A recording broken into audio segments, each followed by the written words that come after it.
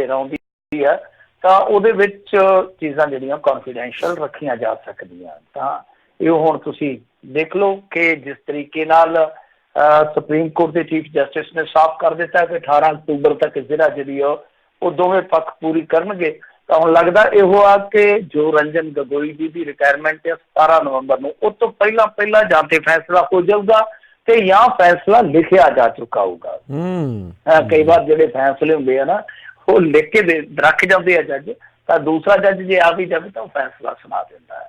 ਤਾਂ ਹੁਣ ਦਿਲਚਸਪ ਆ, ਤਾਂ ਮੇਰੇ ਖਿਆਲ ਦੇ ਨਾਲ ਜਦੋਂ ਵੀ ਇਹ ਫੈਸਲਾ ਆਏਗਾ, ਜਿਵੇਂ ਆਪਾਂ ਕਸ਼ਮੀਰ ਨੂੰ ਲੈ ਕੇ ਦੇਖਿਆ ਸੀਗਾ ਉਸ ਸਮੇਂ ਜਾਂ ਅੱਜ ਦੇ ਦੌਰ ਦੇ ਵਿੱਚ ਵੀ ਜਿਹੜੇ ਲੋਕ ਇਨਸਾਨੀ ਪੱਖ ਦੇ ਹਮਾਇਤੀ ਆ, ਉਹਨਾਂ ਦੇ ਲਈ ਇੱਕ ਬਹੁਤ ਵੱਡਾ ਇਸ਼ੂ ਸੀ, ਬਹੁਤ ਵੱਡਾ ਮੁੱਦਾ ਸੀਗਾ। ਪਰ ਉਹ ਇਕੱਲੇ ਇੱਕ ਸਟੇਟ ਨਾਲ ਜੁੜਿਆ ਸੀਗਾ, ਇੱਕ ਪ੍ਰਾਂਤ ਨਾਲ ਜੁੜਿਆ ਸੀਗਾ। ਤਾਂ ਇਹ ਜਿਹੜਾ ਮਸਲਾ ਤੁਹਾਨੂੰ ਪਤਾ ਪੂਰੇ ਮੁਲਕ ਦੇ ਨਾਲ ਜੁੜਿਆ, ਇਹਦੇ ਤੇ ਇੱਕ ਵਾਰੀ ਤੇ ਮੇਰੇ ਖਿਆਲ ਦੇ ਨਾਲ ਪੂਰੀ ਇੰਡੀਆ ਦੇ ਵਿੱਚ ਹਲਚਲ ਜੁੜ ਜਾਣੀ ਆ, ਚਾਹੇ ਫੈਸਲਾ ਕਿਸੇ ਵੀ ਪੱਖ 'ਚ ਹੋਵੇ। ਹੁਣ ਤੁਸੀਂ ਸਮਝ ਜਾਓਗੇ, ਚਾਹੇ ਉਹਨਾਂ ਦੇ ਪੱਖ 'ਚ ਆਵੇ ਚਾਹੇ ਉਹਨਾਂ ਦੇ ਪੱਖ 'ਚ ਆਵੇ, ਹਲਚਲ ਲਾਜ਼ਮ ਹੋਏਗੀ। ਸੋਚੋ, ਸਪੋਜ਼ ਕਰੋ ਜੇ ਮੁਸਲਿਮ ਧਿਰ ਦੇ ਵੱਲ ਫੈਸਲਾ ਜਾਂਦਾ ਦੈਨ ਕੀ ਹੋਏਗਾ, ਤੇ ਜੇ ਉਧਰ ਹੁੰਦਾ ਤੇ ਉਹ ਤਾਂ ਫਿਰ ਖੁਸ਼ੀ 'ਚ ਬਹੁਤ ਕੁਛ ਕਰ ਸਕਦੇ ਆ। ਜੀ ਬਿਲਕੁਲ। ਇਹ ਹੁਣ ਪਟਾਕੇ ਚੱਲਣਗੇ ਮੈਨੂੰ ਲੱਗਦਾ ਦੀਵਾਲੀ ਤੋਂ ਪਹਿਲਾਂ। ਹੁਣ ਇਹ ਨਹੀਂ ਪਤਾ ਵੀ ਖੁਸ਼ੀ ਵਾਲੇ ਕਿ ਦੂਜੇ ਜਿਹੜੇ ਉਹ ਚੱਲਣੇ ਆ। ਸੋ ਲੈਟਸ ਸੀ ਕੀ ਬਣਦਾ ਆ। ਅਗਲੀ ਜਿਹੜੀ ਆ ਮਿੰਟੂ ਜੀ ਆਪਾਂ ਗੱਲ ਕਰਦੇ, ਕਹਿੰਦੇ ਆਪਣੀ ਸਜ਼ਾ ਪੂਰੀ ਕਰ ਚੁੱਕੇ ਸਾਰੇ ਸਿੱਖ ਕੈਦੀਆਂ ਨੂੰ ਰਿਹਾ ਕਰਕੇ ਕਾਂਗਰਸ ਦੀ ਜਿਹੜੀ ਆ ਦੁੱਖ ਦੀ ਸਿੱਖ ਵਿਰੋਧੀ ਪਰੰਪਰਾ ਨੂੰ ਖਤਮ ਕਰੋ, ਸੁਖਬੀਰ ਬਾਦਲ ਦਾ ਬਿਆਨ। ਦੇਖੋ, ਸੁਖਬੀਰ ਸਿੰਘ ਬਾਦਲ ਨੇ ਕਾਫੀ ਭਾਰਾ ਬਿਆਨ ਦਿੱਤਾ, ਕਾਫੀ ਲੰਮਾ ਬਿਆਨ ਦਿੱਤਾ। ਤੁਸੀਂ ਵੀ ਮੇਰੇ ਖਿਆਲ ਦੇ ਨਾਲ ਚੰਗਾ ਜ਼ੋਰ ਲਾ ਕੇ ਪੜ੍ਹਿਆ, ਉਹਨਾਂ ਨੇ ਵੀ ਜ਼ੋਰ ਲਾ ਕੇ ਬਿਆਨ ਦਿੱਤਾ। ਤਾਂ ਖੈਰ ਦੇਖੋ, ਸੁਖਬੀਰ ਸਿੰਘ ਬਾਦਲ ਹੋਰਾਂ ਨੇ ਇਹੀ ਕਿਹਾ ਕਿ ਆਪਣੀ ਸਜ਼ਾ ਪੂਰੀ ਕਰ ਚੁੱਕੇ ਸਾਰੇ ਸਿੱਖ ਕੈਦੀਆਂ ਨੂੰ ਰਿਹਾ ਕਰਕੇ ਜੋ ਕਾਂਗਰਸ ਦੀ ਇੱਕ ਸਿੱਖ ਵਿਰੋਧੀ ਪਰੰਪਰਾ ਉਹਨੂੰ ਖਤਮ ਕੀਤਾ ਜਾਵੇ। ਕਹਿਣ ਦਾ ਭਾਵ ਇਹੋ ਆ। ਤਾਂ ਉਹਨਾਂ ਨੇ ਜਿਹੜਾ ਮੌਕਾ ਚੁਣਿਆ ਵਾ, ਉਹ ਮੌਕਾ ਮੇਰੇ ਖਿਆਲ ਦੇ ਨਾਲ ਬਹੁਤ ਵਧੀਆ। 550ਵੇਂ ਪ੍ਰਕਾਸ਼ ਪੁਰਬ ਦਾ ਜੋ ਇੱਕ ਸਮਾਗਮ ਹੋਣ ਜਾ ਰਿਹਾ ਬਹੁਤ ਵੱਡੇ ਪੱਧਰ ਤੇ, ਜਿਹਦੇ 'ਚ ਇੱਕ ਇਤਿਹਾਸਿਕ ਮਰਹਲਾ ਜਿਹੜਾ ਉਹ ਵੀ ਵਿਖਾਈ ਦੇਊਗਾ ਸਾਨੂੰ, ਕਰਤਾਰਪੁਰ ਸਾਹਿਬ ਦੇ ਕੋਰੀਡੋਰ ਵਾਲਾ। ਤਾਂ ਉਹਨਾਂ ਨੇ ਇਹ ਮੰਗ ਕੀਤੀ ਆ, ਚਿੱਠੀ ਲਿਖੀ ਆ ਪ੍ਰਧਾਨ ਮੰਤਰੀ ਨੂੰ ਬਕਾਇਦਾ। ਤਾਂ ਮੇਰੇ ਖਿਆਲ ਦੇ ਨਾਲ ਦੇਖੋ, ਇਹ ਮੰਗ ਜਿਹੜੀ ਆ ਉਹ ਬਹੁਤ ਪੁਰਾਣੀ ਮੰਗ ਆ। ਇਹਨਾਂ ਦੇ ਰਾਜ ਦੇ ਵਿੱਚ ਵੀ ਇਹ ਮੰਗ ਉੱਠਦੀ ਰਹੀ ਆ। ਉਦੋਂ ਤੁਹਾਨੂੰ ਪਤਾ ਹੀ ਹੈ ਕਿਸ ਤਰ੍ਹਾਂ ਹੜਤਾਲ ਤੇ ਬੈਠੇ ਸਨ ਗੁਰਬਖਸ਼ ਸਿੰਘ ਜੀ, ਉਸ ਤੋਂ ਬਾਅਦ ਫਿਰ ਉਹਨਾਂ ਦੀ ਜਾਨ ਤੱਕ ਗਈ ਸੀਗੀ। ਤਾਂ ਜੋ ਸੂਰਜ ਸਿੰਘ ਹੋਰਾਂ ਦੀ ਸਟ੍ਰਾਈਕ ਸੀਗੀ, ਉਹ ਵੀ ਇਹਨਾਂ ਦੇ ਮੇਰੇ ਖਿਆਲ ਦੇ ਨਾਲ ਰਾਜ ਦੇ ਵਿੱਚ ਸੀ। ਇਹਨਾਂ ਨੂੰ ਕਈ ਵਾਰੀ ਮੰਗ ਪੱਤਰ ਵੀ ਦਿੱਤੇ ਗਏ ਸੀ, ਇਹਨਾਂ ਨੇ ਅਖਬਾਰਾਂ 'ਚ ਇਸ਼ਤਿਹਾਰ ਵੀ ਦਿੱਤੇ ਸੀਗੇ। ਤੇ ਕਹਿਣ ਦਾ ਮਤਲਬ ਹੈ ਕਿ ਆਪਣੇ ਜੋ ਵੀ ਇਹਨਾਂ ਦਾ ਰਾਜ ਭਾਗ ਸੀਗਾ, ਉਸ ਰਾਜ ਭਾਗ ਦੇ ਦੌਰਾਨ ਵੀ ਇਹ ਮਸਲਾ ਜਿਹੜਾ ਲਟਕਿਆ ਰਿਹਾ। ਹੁਣ ਇਹ ਵਿਰੋਧੀ ਧਿਰ ਦੇ ਵਿੱਚ ਆ, ਪਰ ਕਿਉਂਕਿ ਉੱਤੇ ਅੱਜ ਵੀ ਇਹ ਅਲਾਇੰਸ ਦੇ ਵਿੱਚ ਆ, ਤਾਂ ਇਹ ਬਹੁਤ ਕੁਛ ਹਾਲੇ ਵੀ ਮੇਰੇ ਖਿਆਲ ਦੇ ਨਾਲ ਕਰਾ ਸਕਦੇ ਜੇ ਚਾਹਣ। ਤਾਂ ਦੂਜੀ ਗੱਲ ਇਹ ਆ ਕਿ ਇਹ ਮਸਲਾ ਸਿਰਫ ਤੇ ਸਿਰਫ ਕਈ ਵਾਰ ਹੋ ਜਾਂਦਾ ਇੱਕ ਫਾਰਮੈਲਿਟੀ ਦੇ ਤੌਰ ਤੇ ਕਿ ਅਸੀਂ ਮੰਗ ਚੁੱਕਦੇ ਨਹੀਂ ਹਾਂ, ਬਸ ਸਿਰਫ ਇਹ ਦਰਸਾ ਦੇਣਾ ਕਿ ਅਸੀਂ ਫਲਾਂ ਕਮਿਊਨਿਟੀ ਦੀ ਮੰਗ ਵਾਸਤੇ ਕਿੰਨੇ ਗੰਭੀਰ ਆ, ਕਿੰਨੇ ਯਤਨਸ਼ੀਲ ਆ। ਪਰ ਇਸ ਚੀਜ਼ ਦਾ ਸਥਾਈ ਠੋਸ ਹੱਲ ਨਾ ਤੇ ਮੇਰੇ ਖਿਆਲ ਦੇ ਨਾਲ ਨਿਕਲਿਆ ਤੇ ਨਾ ਨਿਕਲਣਾ ਹੈ, ਇਹ ਗੱਲ ਪੱਕੀ ਆ।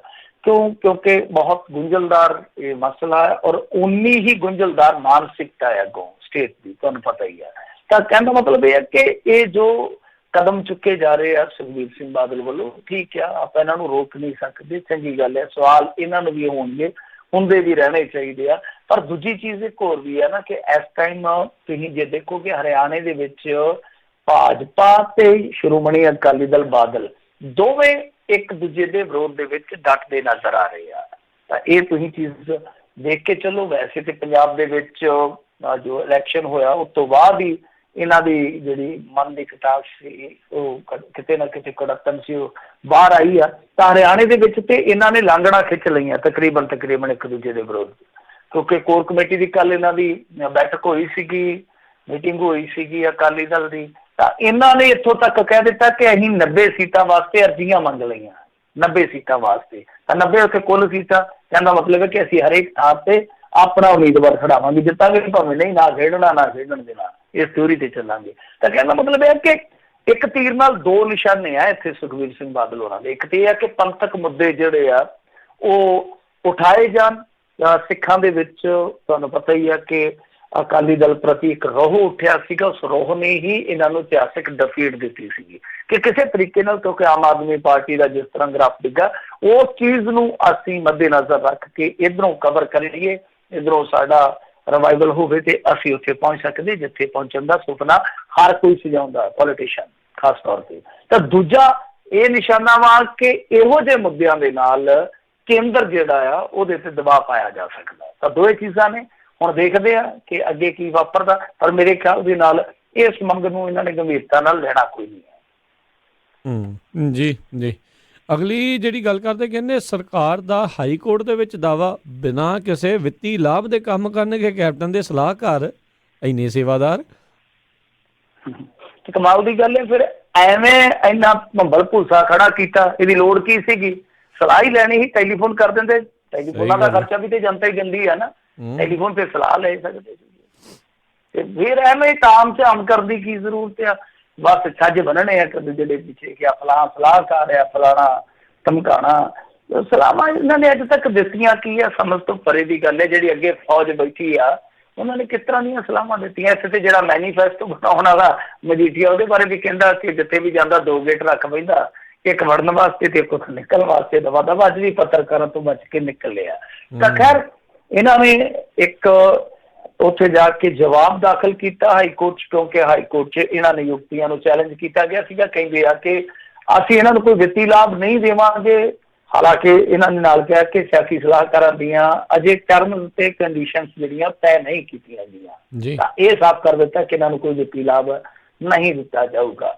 ਇਹ ਰਾਜਕਰਮਵੀਰ ਸਿੰਘ ਜੀ, ਜਿੰਨੀ ਕੁ ਮੈਂ ਰਾਜਨੀਤੀ ਸਮਝ ਸਕਿਆ, ਖਾਸ ਤੌਰ ਤੇ ਕਾਂਗਰਸ ਦੀ, ਖਾਸ ਤੌਰ ਤੇ ਕੈਪਟਨ ਅਮਰਿੰਦਰ ਸਿੰਘ ਦੀ, ਕੈਪਟਨ ਅਮਰਿੰਦਰ ਸਿੰਘ ਤੇ ਇੱਕ ਐਸਾ ਚੀਫ ਮਿਨਿਸਟਰ ਰਿਹਾ ਹੈ ਜਾਂ ਐਸਾ ਚੀਫ ਮਿਨਿਸਟਰ ਹੈ ਕਿ ਉਹਨੇ CPS ਦੀ ਪ੍ਰਥਾ ਸ਼ੁਰੂ ਕੀਤੀ ਸੀ ਪੂਰੇ ਇੰਡੀਆ 'ਚ।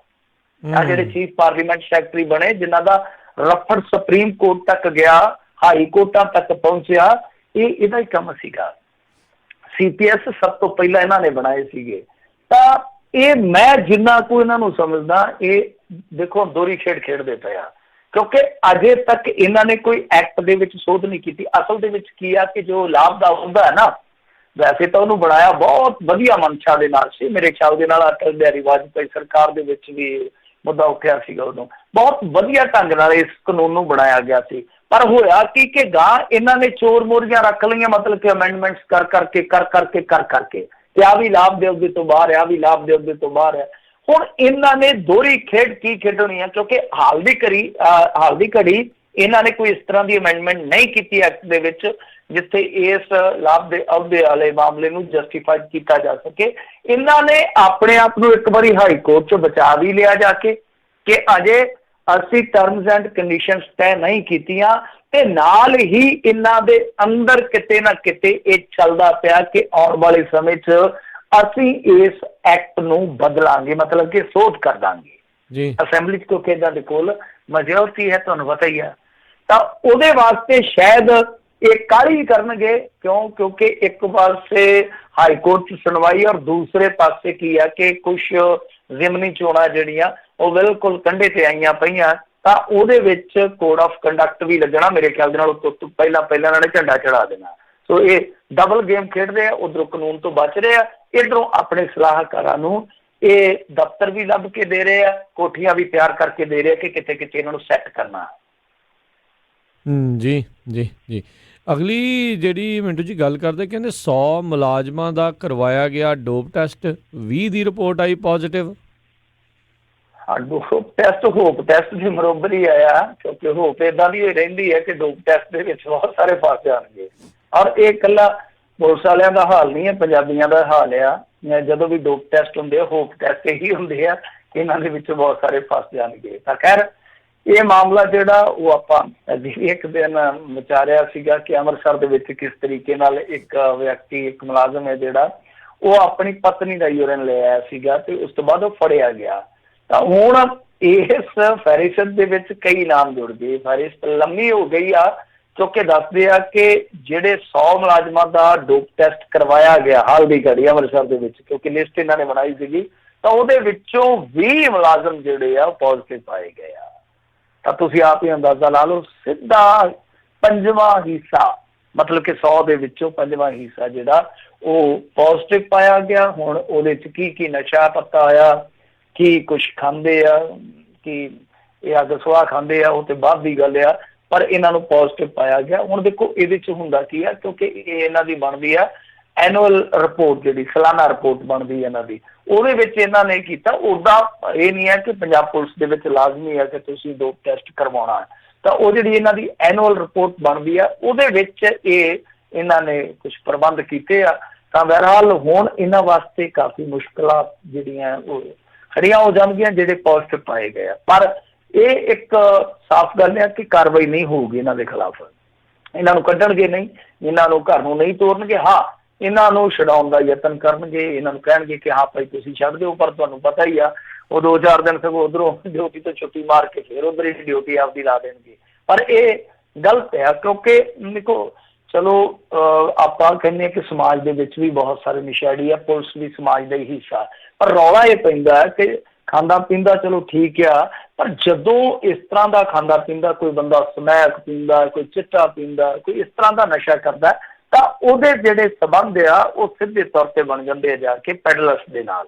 ਤਾਂ ਜਿੱਥੇ ਇਹ ਦਿੱਕਤ ਖੜੀ ਹੁੰਦੀ ਆ, ਫਿਰ ਜਿਹੜੇ DGP ਸਾਹਿਬ ਆ ਉਹਨਾਂ ਨੂੰ ਵੀ ਕਹਿਣਾ ਪੈਂਦਾ ਕਿ ਇੰਨੇ ਥਾਣੇ ਆ ਜੀ ਪੂਰੇ ਪੰਜਾਬ ਦੇ ਵਿੱਚ, ਜਿਨ੍ਹਾਂ 'ਚ ਸਾਡੇ ਮੁਲਾਜ਼ਮ ਹੈ ਜਿਹੜੇ ਉਹ ਹੇਠਲੇ ਪੱਧਰ ਤੇ ਮਿਲੀ ਭਗਤ ਕਰਕੇ ਤੇ ਸਭ ਕੁਛ ਕਰੀ ਜਾਂਦੇ ਆ। ਤਾਂ ਇੱਥੋਂ ਇਹ ਚੀਜ਼ ਨਿਕਲਦੀ ਆ, ਕਿਉਂਕਿ ਜਦੋਂ ਕੋਈ ਨਸ਼ੇੜੀ ਹੋ ਜਾਂਦਾ ਸਿੰਥੈਟਿਕ ਡਰੱਗ ਵਗੈਰਾ ਦਾ, ਤਾਂ ਉਹਦੀ ਨਿਰਭਰਤਾ ਜਿਹੜੀ ਆ ਉਹ ਇਹੋ ਜਿਹੇ ਵਪਾਰੀਆਂ ਤੇ ਹੋ ਜਾਂਦੀ ਆ ਜਿਹੜੇ ਨਸ਼ਾ ਵੇਚਦੇ ਆ। ਤਾਂ ਇਹ ਪੰਜਾਬ ਪੁਲਿਸ ਦੀ ਦੋਹਰੀ ਚੁਣੌਤੀ ਆ ਕਿ ਇੱਕ ਤੇ ਜਿਹੜੇ ਤੁਹਾਡੇ ਮੁਲਾਜ਼ਮ ਇਸ ਤਰ੍ਹਾਂ ਦੇ ਉਹ ਗਾਏ ਬਗਾਏ ਤੁਹਾਡੀ ਬਦਨਾਮੀ ਕਰਾ ਦਿੰਦੇ ਆ, ਕਦੇ ਉਹ ਕਾਰ 'ਚ ਸੂਟਾਂ ਲਾਉਂਦੇ ਫੜੇ ਜਾਂਦੇ ਆ, ਕਦੇ ਮੋਟਰਸਾਈਕਲ ਤੇ ਮਾਲ ਵੇਚਦੇ ਫੜੇ ਜਾਂਦੇ ਆ, ਕਈ ਵਾਰੀ ਤੇ ਉਹ ਸੜਕਾਂ ਤੇ ਡਿੱਗੇ ਫੜੇ ਜਾਂਦੇ ਆ।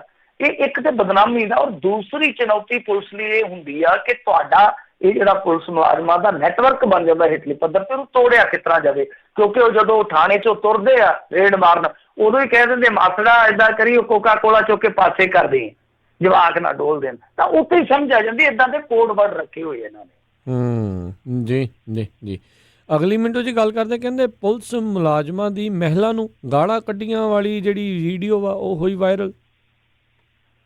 ਹਾਂ, ਇਹ ਤੁਸੀਂ ਸ਼ਾਇਦ ਦੇਖੀ ਹੋਣੀ ਆ, ਬੜੀਆਂ ਗੰਦੀਆਂ ਗਾਲਾਂ ਕੱਢਦਾ ਪਿਆ ਉਹਦੇ ਵਿੱਚ ਇੱਕ ਪੁਲਿਸ ਮੁਲਾਜ਼ਮ। ਵੈਸੇ ਲੋਕ ਵੀ ਇਹਨਾਂ ਨੂੰ ਉਸੇ ਤਰ੍ਹਾਂ ਦੀਆਂ ਹੀ ਗਾਲਾਂ ਕੱਢਦੇ ਆ ਵੇਖ ਕੇ, ਜਦੋਂ ਇਹ ਇਸ ਤਰ੍ਹਾਂ ਦੇ ਕੰਮ ਕਰਦੇ ਆ ਨਾ, ਉਹ ਲੋਕ ਵੀ ਫਿਰ ਸਿਰਾ ਹੀ ਕਰਦੇ ਆ। ਸੋਸ਼ਲ ਮੀਡੀਆ ਤੇ ਵੀਡੀਓ ਵਾਇਰਲ ਹੋਣ ਡਈ ਆ, ਉਹਦੇ ਵਿੱਚ ਇੱਕ ਪਤਾ ਨਹੀਂ ਹੌਲਦਾਰ ਆ ਜਾਂ ਥਾਣੇਦਾਰ ਆ, ਉਹ ਬਹੁਤ ਗੰਦੀ ਸ਼ਬਦਾਵਲੀ ਵਰਤਦਾ ਪਿਆ। ਤੇ ਮਾਫ਼ ਕਰਨਾ, ਮੈਂ ਤੇ ਏਦਾਂ ਦੀ ਸ਼ਬਦਾਵਲੀ ਸੁਣੀ ਵੀ ਆ, ਹੰਡਾਈ ਵੀ ਆ ਤੇ ਦੇਖੀ ਵੀ ਆ, ਸਾਰੀਆਂ ਚੀਜ਼ਾਂ ਹੋਈਆਂ। ਹੁਣ ਚਲੋ ਪੁਲਿਸ ਦਾ ਥੋੜਾ ਫਰਕ ਪਿਆ, ਇਸ ਤਰ੍ਹਾਂ ਆ ਕੇ ਜਨਤਾ ਦੇ ਵਿੱਚ ਪਿੰਡਾਂ ਦੇ ਵਿੱਚ ਆ ਕੇ ਗਾਲ ਦੁੱਕੜ ਨਹੀਂ ਕਰਦੇ, ਪਰ ਇਹਨੇ ਤੇ ਆਪੇ ਹੀ ਕਰਾ ਦਿੱਤੀ। ਜੇ ਤੁਸੀਂ ਉਹ ਵੀਡੀਓ ਵੇਖੋਗੇ, ਕੁਝ ਸਕਿੰਟ ਦੀ ਵੀਡੀਓ ਤੇ ਉਹਦੇ ਚ ਦਰਜਨਾਂ ਗਾਲਾਂ ਉਹ ਇੱਕ ਔਰਤ ਨੂੰ ਕੱਢੀ ਜਾ ਰਿਹਾ, ਤੇ ਇਸ ਬੰਦੇ ਨੂੰ ਇੰਨੀ ਬੇਸ਼ਰਮੀ ਨਾਲ ਗਾਲਾਂ ਕੱਢਦਿਆਂ ਵੇਖ ਕੇ ਮਨ 'ਚ ਸਵਾਲ ਉੱਠਦਾ ਕਿ ਇਹਦੇ ਘਰ ਦੇ ਵਿੱਚ ਔਰਤਾਂ ਨਹੀਂ ਹੋਣਗੀਆਂ, ਜਾਂ ਕੀ ਇਹਨੂੰ ਸਿਖਾਇਆ ਨਹੀਂ ਗਿਆ ਹੋਊਗਾ ਕਿ ਸਾਹਮਣੇ ਇਸਤਰੀ ਨਾਲ ਔਰਤ ਨਾਲ ਗੱਲ ਕਿਸ ਤਰ੍ਹਾਂ ਕਰਨੀ ਆ। ਤੇ ਜਿਹੜੇ ਇਹ ਬੇਵਕੂਫ ਬੰਦੇ ਨੂੰ, ਜਿਹੜੇ ਇਹੋ ਜਿਹੇ ਕਮੀਨੇ ਬੰਦੇ ਨੂੰ ਇਹ ਨਹੀਂ ਪਤਾ ਕਿ ਮੈਂ ਔਰਤ ਨਾਲ ਗੱਲ ਕਿਸ ਤਰ੍ਹਾਂ ਕਰਨੀ ਆ, ਵੱਡੇ ਨਾਲ ਬੋਲਣਾ ਕਿਸ ਤਰ੍ਹਾਂ, ਉਹਨੂੰ ਸਰਵਿਸ ਦੇ ਹੋਰ ਰੂਲ ਕਾਇਦੇ ਕਿੰਨੇ ਕੁ ਪਤਾ ਹੋਣਗੇ, ਕਿੰਨੇ ਕੁ ਫੋਲੋ ਕਰਦਾ ਹੋਊਗਾ। ਤਾਂ ਇਹ ਬਹੁਤ ਵੱਡਾ ਸਵਾਲ ਹੈ। ਇਹੋ ਜਿਹੇ ਨੂੰ ਸਰਵਿਸ ਦੇ ਵਿੱਚ ਨਹੀਂ, ਇਹੋ ਜਿਹੇ ਨੂੰ ਤੇ ਜੇਲ੍ਹ ਦੀ ਸਰਵਿਸ 'ਚ ਲਾਉਣਾ ਚਾਹੀਦਾ ਜਾ ਕੇ, ਕਿਤੇ ਕਰ ਸਰਵਿਸ, ਉੱਥੇ ਖਿੱਚੀ ਫਿਰ ਹੀਰੋ ਹਾਂਡਾ, ਖਿੱਚੀ ਫਿਰ ਜਿਪਸੀ। ਤਾਂ ਕਹਿਣ ਦਾ ਮਤਲਬ ਇਹ ਹੈ ਕਿ ਇਹੋ ਜਿਹਾ ਤੇ ਕਾਰਵਾਈ ਹੋਣੀ ਚਾਹੀਦੀ ਹੈ, ਤੇ ਕਾਰਵਾਈ ਕੀਤੀ ਵੀ ਆ। ਦੱਸਦੇ ਆ ਕਿ ਬਰਨਾਲੇ ਜ਼ਿਲ੍ਹੇ ਦੀ ਵੀਡੀਓ ਆ, ਤੇ ਇਹਦੇ ਵਿੱਚ ਸਸਪੈਂਡ ਕਰ ਦਿੱਤਾ ਗਿਆ ਉਹ ਪੁਲਿਸ ਮੁਲਾਜ਼ਮ ਨੂੰ। ਤਾਂ ਇਹ ਕੌਣ ਸੀ, ਹੌਲਦਾਰ ਸੀਗਾ ਜਾਂ ਥਾਣੇਦਾਰ, ਵੀਡੀਓ ਦੇ ਵਿੱਚ ਮੈਨੂੰ ਤੇ ਦੀਦਾ ਨਹੀਂ ਗਾ, ਪਰ ਲੱਗਦਾ ਇਹੋ ਆ ਕਿ ਥਾਣੇਦਾਰ ਸੀਗਾ। ਤਾਂ ਇਹਨੂੰ ਸਸਪੈਂਡ ਕਰ ਦਿੱਤਾ ਗਿਆ। ਇਸ ਤਰ੍ਹਾਂ ਦੀਆਂ ਵੀਡੀਓਜ਼ ਜਿਹੜੀਆਂ ਨੇ ਉਹ ਆਮ ਤੌਰ ਤੇ ਆਪਾਂ ਦੇਖਦੇ ਹਾਂ, ਸੁਣਦੇ, ਇਹਨਾਂ ਦੀ ਆਡੀਓ ਵੀ ਕਈ ਇਸ ਤਰ੍ਹਾਂ ਦੀਆਂ ਨਿਕਲਦੀਆਂ। ਪਰ ਇਹਦੇ ਵਿੱਚ ਦੇਖੋ ਇੱਕੋ ਹੀ ਚੀਜ਼ ਜਿਹੜੀ ਆ ਨਾ ਉਹ ਕਰਨੇ ਵਾਲੀ ਆ, ਤਾਂ ਉਹ ਹੈ ਕਿ ਸਾਰੀ ਪੁਲਿਸ ਦਾ ਰਿਫਾਰਮ ਕੀਤਾ ਜਾਵੇ। ਹਾਈ ਕੋਰਟ ਨੇ ਵੀ ਹੁਣ ਤੇ ਇਹਨਾਂ ਨੂੰ ਕਹਿ ਦਿੱਤਾ ਕਿ ਰੱਬ ਦਾ ਵਾਸਤਾ ਆਪਦੀ ਪੁਲਿਸ ਦੇ ਰਿਫਾਰਮਸ ਕਰੋ, ਨਹੀਂ ਤੇ ਤੁਹਾਡੀ ਪੁਲਿਸ ਜਿਹੜੀ ਆ ਪਰਫਾਰਮ ਨਹੀਂ ਕਰ ਸਕੇਗੀ ਠੀਕ ਢੰਗ ਨਾਲ। ਜੀ ਜੀ ਜੀ। ਅਗਲੀ ਖਬਰ ਵੀ ਪੁਲਿਸ ਨਾਲ ਹੀ ਸੰਬੰਧਿਤ ਹੈ, ਹੈਰਾਨ ਕਰਨ ਵਾਲੀ ਹੈ। ਕਹਿੰਦੇ ਪੁਲਿਸ ਦੇ ਰਿਕਾਰਡ 'ਚ ਬਸ਼ੀਰਾ ਅਜੇ ਜਿੰਦਾ ਹੈ। ਹਾਂ, ਫਿਲਮ ਅੱਗੇ ਆਈ ਸੀ ਕਿ ਟਾਈਗਰ ਜਿੰਦਾ ਹੈ, ਤਾਂ ਹੁਣ ਕਿਤੇ ਪੰਜਾਬੀ 'ਚ ਗਿੱਲ ਭਾਜੀ ਰੀਨਾ ਬਣਾ ਦੇਣ ਕਿ ਬਸ਼ੀਰਾ ਹਜੇ ਜਿੰਦਾ ਹੈ। ਇਸ ਤਰ੍ਹਾਂ ਦੀਆਂ ਫਿਲਮਾਂ ਵੀ ਬਣ ਜਾਂਦੀਆਂ। ਖੈਰ ਇਹ ਮਾਮਲਾ ਜਿਹੜਾ ਉਹ ਆਪਣੇ ਆਪ ਦੇ ਵਿੱਚ ਦਿਲਚਸਪ ਵੀ ਆ, ਹੈਰਾਨਕੁੰਨ ਵੀ ਆ, ਕਿਉਂਕਿ ਦੇਖੋ ਅਸੀਂ ਨਿੱਕੇ ਨਿੱਕੇ ਹੁੰਦੇ ਸੀ ਉਦੋਂ ਇਹਨਾਂ ਘਟਨਾਵਾਂ ਨੂੰ ਸੁਣਦੇ ਜ਼ਰੂਰ ਹੁੰਦੇ ਸੀ, ਕਈ ਵਾਰ ਚੀਜ਼ਾਂ ਜ਼ਹਿਨ ਝਟਕ ਜਾਂਦੀਆਂ। ਤਾਂ ਇਹ ਮਾਮਲਾ ਜਿਹੜਾ ਸੀਗਾ ਸ਼ਾਇਦ ਬਠਿੰਡਾ ਜਾਂ ਮਾਨਸਾ ਜ਼ਿਲ੍ਹੇ ਦਾ ਸੀਗਾ। ਤਾਂ ਹੋਇਆ ਕੀ ਸੀਗਾ ਕਿ ਉਸ ਟਾਈਮ ਇੱਕ ਭੰਮੇ ਕਲਾਂ ਦਾ ਭਗੌੜਾ ਸੀਗਾ ਬੰਦਾ, ਬਸ਼ੀਰ ਮੁਹੰਮਦ। ਉਹਨਾਂ ਟਾਈਮਾਂ ਦੇ ਵਿੱਚ ਉਹਦੇ ਤੇ ਲੁੱਟ ਖਸੁੱਟ ਦੇ ਵੀ ਇਹਨਾਂ ਨੇ ਮਾਮਲੇ ਦਰਜ ਕੀਤੇ ਸੀ, ਹੱਤਿਆ ਦੇ ਮਾਮਲੇ ਵੀ ਉਹਦੇ ਤੇ ਚੱਲਦੇ ਸੀਗੇ। ਭਗੌੜਾ ਹੋ ਗਿਆ ਮੇਰੇ ਖਿਆਲ ਦੇ ਨਾਲ 93 94 95 ਇਹਨਾਂ 2-3 ਸਾਲਾਂ ਦੀ ਗੱਲ ਆ। ਤਾਂ ਉਹ ਬਾਅਦ ਦੇ ਵਿੱਚ ਇਤਲਾਹ ਮਿਲੀ ਇਹਨਾਂ ਨੂੰ ਕਿ ਬੰਦਾ ਜਿਹੜਾ ਉਹ ਬੰਗਾਲ ਦੇ ਤਿਲਜਲਾ 'ਚ ਲੁਕਿਆ ਹੋਇਆ। ਤੇ ਇਹਨਾਂ ਨੇ ਕੀ ਕੀਤਾ ਸੀਗਾ, ਇੱਕ ਖੁਸ਼ੀ ਰਾਮ ਹੁੰਦਾ ਸੀਗਾ ਉਸ ਟਾਈਮ, ਤਾਂ ਇੱਕ ਹੋਰ ਸੀਗਾ DSP ਸੀ ਬਾਅਦ ਦੇ ਵਿੱਚ ਬਣਿਆ, ਉਹ ਸੁਖਦੇਵ ਸਿੰਘ ਸੀ ਸ਼ਾਇਦ ਉਹਦਾ ਨਾਮ। ਤਾਂ ਇਹਨਾਂ ਨੇ ਇੱਕ ਪਾਰਟੀ ਬਣਾਈ, ਫਿਰ ਉੱਥੇ ਚਲੇ ਗਏ। ਇਹਨਾਂ ਨੇ ਭੇਸ ਵਟਾ ਲਿਆ ਦੋਧੀਆਂ ਦਾ, ਇਹ ਉੱਥੇ ਜਿੱਥੇ ਕਿਤੇ ਰਹਿੰਦਾ ਸੀਗਾ ਦੋਧੀ ਬਣ ਕੇ ਚਲੇ ਗਏ। ਉਹ ਦੁੱਧ ਪਾਉਣ ਆਇਆ ਤੇ ਇਹਨਾਂ ਨੇ ਫੁੰਡ ਕੱਟਿਆ, ਮਤਲਬ ਕਿ ਭੁੰਨਤਾ ਸੀ ਗੋਲੀਆਂ ਨਾਲ। ਤਾਂ ਗਲਤੀ ਇਹਨਾਂ ਨੇ ਇਹ ਕੀਤੀ, ਪਹਿਲੀ ਤੇ ਗਲਤੀ ਇਹ ਆ ਕਿ ਜਦੋਂ ਤੁਸੀਂ ਦੋਧੀ ਬਣ ਕੇ ਉਹਦੇ ਤੀਕ ਪਹੁੰਚ ਗਏ ਤਾਂ ਉਹਦਾ ਗੁਲਾਮਾਂ ਫੜ ਕੇ ਉਹਨੂੰ ਵਿੱਚ ਸੁੱਟ ਲਿਆ ਤੁਸੀਂ, ਜੇ ਭਗੌੜਾ ਸੀ ਤਾਂ ਉੱਥੇ ਮਾਰ ਕੱਟਿਆ ਇਹਨਾਂ ਨੇ। ਫਿਰ ਦੂਜੀ ਗਲਤੀ ਇਹਨਾਂ ਦੀ ਵੱਡੀ ਇਹ ਸੀਗੀ ਕਿ ਇਹਨਾਂ ਨੇ ਉੱਥੋਂ ਦੀ ਲੋਕਲ ਪੁਲਿਸ ਨੂੰ ਇਨਫੋਰਮ ਹੀ ਨਹੀਂ ਕੀਤਾ। ਸੋ ਇਹ ਫਸ ਗਏ ਕਸੂਰ ਤੇ, ਇਹਨਾਂ ਨੂੰ ਸਜ਼ਾ ਹੋ ਗਈ ਸੀ। ਉਦੋਂ ਇਹਨਾਂ ਦਾ ਆਕਾ ਜਿਉਂਦਾ ਸੀਗਾ ਮੇਰੇ ਖਿਆਲ ਦੇ ਨਾਲ ਬੇਅੰਤ ਸਿੰਘ, ਤਾਂ ਇਹਦਾ ਮਤਲਬ ਹੈ 93 94 ਦੀ ਉਹ ਗੱਲ ਆ। ਤਾਂ ਉਹਨੇ ਇਹਨਾਂ ਨੂੰ ਕਢਾ ਦਿੱਤਾ ਸੀ ਬਾਅਦ ਦੇ ਵਿੱਚ, ਸਜ਼ਾ ਹੋਈ ਤੋਂ ਮੇਰੇ ਖਿਆਲ ਦੇ ਨਾਲ ਸਾਲ ਬਾਅਦ ਹੀ ਇਹਨਾਂ ਨੂੰ ਕਢਾਤਾ ਸੀ, 6 ਮਹੀਨੇ ਸਾਲ ਬਾਅਦ ਹੀ। ਤਾਂ ਇਹ ਮਾਮਲਾ ਉਦੋਂ ਦਾ ਤੁਸੀਂ ਹਿਸਾਬ ਲਾ ਲਓ 93 94 ਕਿ ਜਿਸ ਬੰਦੇ ਦੇ ਫੇਕ ਇਨਕਾਊਂਟਰ ਦੇ ਦੋਸ਼ ਹੇਠ ਇਹਨਾਂ ਦੀ ਪੁਲਿਸ ਦੋਸ਼ੀ ਵੀ ਬਣ ਗਈ, ਤਾਂ ਉਹਦੇ ਰਿਕਾਰਡ ਦੇ ਮੁਤਾਬਕ ਉਹ ਬੰਦਾ ਹੱਲੇ ਵੀ ਜਿਉਂਦਾ ਹੈ। ਤਾਂ ਉਸ ਰਿਕਾਰਡ ਦੇ ਵਿੱਚ ਕਿੱਥੇ ਤਰੁੱਟੀ ਆ, ਕਿਵੇਂ ਉਹ ਰਿਕਾਰਡ ਠੀਕ ਕਰਨਾ ਸੀ, ਦਰੁਸਤ ਕਰਨਾ ਸੀ, ਕਿਹਦੀ ਜ਼ਿੰਮੇਵਾਰੀ ਸੀ, ਉਹਦੇ ਤੋਂ ਹੁਣ ਸਾਰੇ ਭੱਜਦੇ ਪਏ ਆ। ਪਰ ਇਹ ਸੱਚ ਆ ਕਿ ਪੁਲਿਸ ਦੇ ਰਿਕਾਰਡ ਦੇ ਵਿੱਚ ਬਹੁਤ ਕੁਝ ਇਹੋ ਜਿਹਾ ਜਿਹਨੂੰ ਦੇਖ ਕੇ ਪੜ੍ਹ ਕੇ ਬੰਦਾ ਹੈਰਾਨ ਹੋ ਜਾਂਦਾ। ਇਹਨਾਂ ਦੇ ਰਿਕਾਰਡ ਦੇ ਵਿੱਚ ਹਾਲੇ ਉਹ 10 ਨੰਬਰੀਏ ਵੀ ਬੈਠੇ ਆ ਜਿਹੜੇ ਅੱਜ ਵੱਡੇ ਵੱਡੇ ਅਹੁਦਿਆਂ ਤੇ ਬੈਠੇ ਆ। ਜੀ ਜੀ ਜੀ ਮਿੰਟੂ ਜੀ, ਅਗਲੀ ਜਿਹੜੀ ਗੱਲ ਕਰਦੇ, ਕਹਿੰਦੇ ਮਾਂ ਨੂੰ ਦੁਰਕਾਰਨ ਵਾਲਿਆਂ ਬੇਟੀਆਂ ਤੋਂ ਜਾਇਦਾਦ ਵਾਪਸ ਬੇਟਿਆਂ ਤੋਂ। ਦੇਖੋ ਇਹ ਨਾ ਖਬਰ ਜਿਹੜੀ ਆ ਉਹ ਖਾਸ ਤੌਰ ਤੇ ਉਹਨਾਂ ਔਲਾਦਾਂ ਨੂੰ ਜ਼ਰੂਰ ਸੁਣ ਲੈਣੀ ਚਾਹੀਦੀ ਆ ਜਿਹੜੇ ਇਹੋ ਜਿਹਾ ਕੰਮ ਕਰਦੇ ਆ, ਔਰ ਖਾਸ ਤੌਰ ਤੇ ਉਹ ਲੋਕ ਜਿਹੜੇ ਇੱਕ ਵਾਰੀ ਬਜ਼ੁਰਗਾਂ ਤੋਂ ਜ਼ਮੀਨ ਲਿਖਾ ਲੈਂਦੇ ਆ, ਚਾਹੇ ਉਹ ਮਜਬੂਰੀ 'ਚ ਚਾਹੇ ਉਹ ਮੁਹੱਬਤ 'ਚ ਲਿਖਦੇ ਨਾ, ਤੇ ਬਾਅਦ 'ਚ ਕਹਿੰਦੇ ਕਿ ਹੁਣ ਬੁੱਢੀ ਬੁੱਢਾ ਸਾਡਾ ਕੀ ਕਰ ਲੂਗਾ। ਤਾਂ ਉਹ ਕੰਨ ਖੋਲ ਕੇ ਸੁਣ ਲੈਣ ਕਿ ਇਸ ਤੋਂ ਬਾਅਦ ਵੀ ਖੇਡ ਸ਼ੁਰੂ ਹੋ ਜਾਂਦੀ ਆ, ਇੱਥੇ ਖੇਡ ਖਤਮ ਨਹੀਂ ਹੁੰਦੀ ਕਿ ਤੁਸੀਂ ਜ਼ਮੀਨ ਆਪਣੇ ਮਾਂ-ਬਾਪ ਤੋਂ ਹੜਪ ਲਈ, ਉਸ ਤੋਂ ਬਾਅਦ ਉਹਨਾਂ ਨੂੰ ਦਰਕਾਰ ਕੇ ਘਰੋਂ ਕੱਢ ਦਿੱਤਾ। ਏਦਾਂ ਨਹੀਂ ਚੱਲਦਾ ਕੰਮ, ਕਿਉਂਕਿ ਇੱਥੇ ਮੇਰੇ ਖਿਆਲ ਦੇ ਨਾਲ ਇੱਕ ਐਕਟ ਬਣਿਆ ਜਿਹਦਾ ਨਾਮ maintenance of parents and senior citizen act ਆ। ਤਾਂ ਉਹਦੇ ਤਹਿਤ ਬਹੁਤ ਵੱਡੇ ਫੈਸਲੇ ਹੋ ਜਾਂਦੇ, ਜਿੱਦਾਂ ਇਹ ਹੋਇਆ। ਦੱਸਦੇ ਆ ਕਿ 90 ਸਾਲ ਦੀ ਇੱਕ ਬਿਰਧ ਮਾਈ ਸੀਗੀ, ਉਹਨੇ ਆਪਣੀ ਜਿਹੜੀ ਪ੍ਰੋਪਰਟੀ ਸੀਗੀ ਉਹ 2 ਬੇਟੀਆਂ ਦੇ ਨਾਮ ਕਰ ਰੱਖੀ ਸੀਗੀ, ਤੇ ਬਾਅਦ ਦੇ ਵਿੱਚ ਉਹ ਜਿਹੜੀਆਂ ਬੇਟੀਆਂ ਸੀ ਉਹ ਵੀ ਬਿਰਧ ਹੋਣੀਆਂ ਮੇਰੇ ਖਿਆਲ ਦੇ ਨਾਲ 90 ਸਾਲ। ਜੇ ਮਾਂ ਓਲਡ ਹੈ ਤਾਂ ਉਹਨਾਂ ਦੀਆਂ ਬੇਟੀਆਂ ਵੀ ਮੇਰੇ ਖਿਆਲ ਦੇ ਨਾਲ ਕੋਈ 60-65 ਦੀਆਂ ਜ਼ਰੂਰ ਹੋਣਗੀਆਂ। ਤਾਂ ਉਹਨਾਂ ਨੇ ਕੀ ਕੀਤਾ ਕਿ ਆਪਣੀ ਮਾਂ ਨੂੰ ਦਾਣੇ ਦਾਣੇ ਦੀ ਮੁਹਤਾਜ ਕਰ ਦਿੱਤਾ, ਮਤਲਬ ਕਿ ਉਹਨੂੰ ਕਦੇ ਪੁੱਛਿਆ ਦੱਸਿਆ ਹੀ ਨਹੀਂ।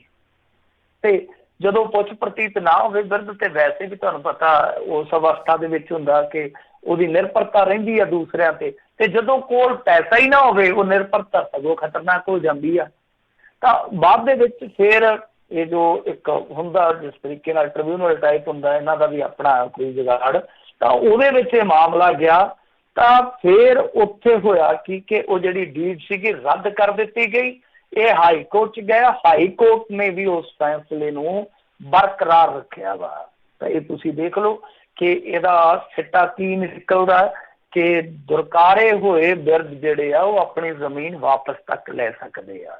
ਪਰ ਇਹ 2-3 ਚੀਜ਼ਾਂ ਜਿਹੜੀਆਂ ਨੇ ਉਹ ਖਤਰਨਾਕ ਆ। ਇੱਕ ਤੇ ਇਹ ਆ, ਉੱਦਾਂ ਸਾਡਾ ਸਮਾਜ ਕਹਿ ਦਿੰਦਾ ਕਿ ਮੁੰਡਿਆਂ ਨਾਲੋਂ ਕੁੜੀਆਂ ਚੰਗੀਆਂ, ਔਖੇ ਵੇਲੇ ਮਾਪਿਆਂ ਨੂੰ ਸਾਂਭਦੀਆਂ, ਇੱਥੇ ਕੁੜੀਆਂ ਦਾ ਵੀ ਇਹ ਹਾਲ ਹੋ ਜਾਂਦਾ ਕਈ ਦਫਾ।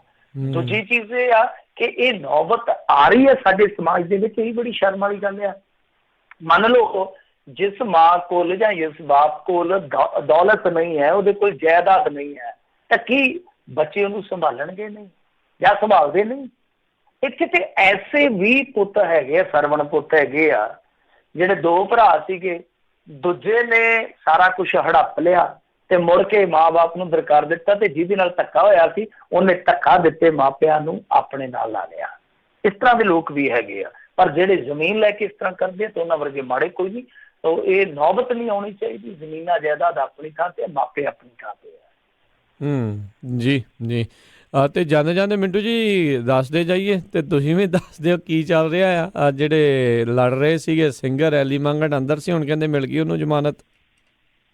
ਹਾਂਜੀ, ਪਹਿਲਾਂ ਅੰਦਰ ਸੀ, ਹੁਣ ਜਲੰਧਰ ਆ ਜਾਏਗਾ। ਖੈਰ ਜ਼ਮਾਨਤ ਮਿਲ ਗਈ ਹੈ ਐਲੀ ਮੰਗਟ ਨੂੰ। ਉਹਦੇ ਚਾਹੁਣ ਵਾਲਿਆਂ ਲਈ ਖੁਸ਼ਖਬਰੀ ਆ, ਪਰ ਚਾਹੁਣ ਵਾਲੇ ਉਹਦੇ ਪਿੱਛੇ ਕਿੰਨੇ ਕੁ ਗਏ ਉਹ ਤਾਂ ਐਲੀ ਮੰਗਟ ਹੀ ਦੱਸ ਸਕਦਾ।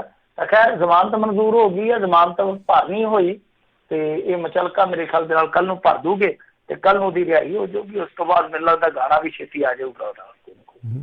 ਜੀ ਦੇਖਦੇ ਹਾਂ ਵੀ ਹੁਣ ਅਗਲੀ ਜਿਹੜੀ ਆ ਕੀ ਕਾਰਵਾਈ, ਕਿੱਥੇ ਟਾਈਮ ਜਿਹੜਾ ਪਾਉਂਦਾ। ਬਹੁਤ ਟਾਈਮ ਪਾਉਂਦਾ ਸੀਗਾ ਅਕਸਰ, ਟਾਈਮ ਪਏ ਦੇ ਉੱਤੇ ਹੁਣ ਇਹ ਚੱਕ ਹੋ ਗਿਆ ਸੀਗਾ। ਸੋ ਆਈ ਥਿੰਕ ਇੱਕ ਤਾਂ ਟਾਈਮ ਪੈਂਦਾ ਨਾ, ਇੱਕ ਜਿਹੜਾ ਸਿਰ ਤੇ ਟਾਈਮ ਪੈਂਦਾ, ਇਹ ਅਕਲ ਵੀ ਕਈ ਵਾਰ ਟਿਕਾਣੇ ਲਿਆ ਦਿੰਦਾ। ਸ਼ਾਇਦ ਅਕਲ ਟਿਕਾਣੇ ਆ ਜਾਵੇ। ਥੋੜਾ ਸੁਲਝੀਆਂ ਹੋਈਆਂ ਗੱਲਾਂ ਕਰਨ ਲੱਗਾ ਹੋਇਆ ਸੀਗਾ ਬਾਅਦ ਦੇ ਵਿੱਚ ਕਈ ਪੱਤਰਕਾਰਾਂ ਦੇ ਨਾਲ ਜਿਹੜਾ ਦਿਖਦਾ ਸੀਗਾ ਜੀ। ਤੇ ਚਲੋ ਬਹੁਤ ਬਹੁਤ ਧੰਨਵਾਦ ਮਿੰਟੂ ਜੀ ਤੁਹਾਡਾ, ਤੁਸੀਂ ਸਾਡੇ ਨਾਲ ਜੁੜੇ ਇਹਨਾਂ ਖਬਰਾਂ ਬਾਰੇ ਜਾਣਕਾਰੀ ਦਿੱਤੀ, ਬੜੀ ਮਿਹਰਬਾਨੀ, ਧੰਨਵਾਦ। ਸਤਿ ਸ਼੍ਰੀ ਅਕਾਲ ਜੀ। ਸਤਿ ਸ਼੍ਰੀ ਅਕਾਲ ਜੀ। ਜੀ ਸਰੋਤਿਓ, ਇੱਥੇ ਹੀ ਸਾਡਾ ਅੱਜ ਦਾ ਇਹ ਪ੍ਰੋਗਰਾਮ ਸਮਾਪਤ ਆ। ਮਿਲਦੇ ਹਾਂ ਤੁਹਾਨੂੰ ਸਾਰਿਆਂ ਨੂੰ ਅਗਲੀ ਵਾਰ। ਉਦੋਂ ਤੱਕ ਲਈ ਮੇਰੇ ਵੱਲੋਂ ਵੀ ਪਿਆਰ ਭਰੀ ਨਿੱਘੀ ਸਤਿ ਸ਼੍ਰੀ ਅਕਾਲ। ਜਿਉਂਦੇ ਵਾਸਤੇ ਰਹੋ, ਹੱਸਦੇ ਖੇਡਦੇ ਰਹੋ, ਸੁਣਦੇ ਰਹੋ ਪੰਜਾਬੀ ਰੇਡੀਓ USA।